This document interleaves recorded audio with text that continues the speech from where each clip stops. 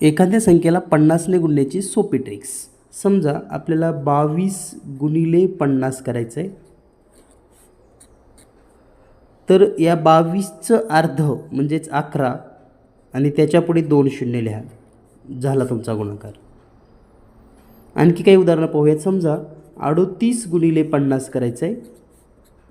तर 38च्या अर्ध 19 आणि त्याच्यापुढे 2 शून्य. झाला गुणाकार. समजा तुम्हाला 46 गुणिले 50 करायचं आहे.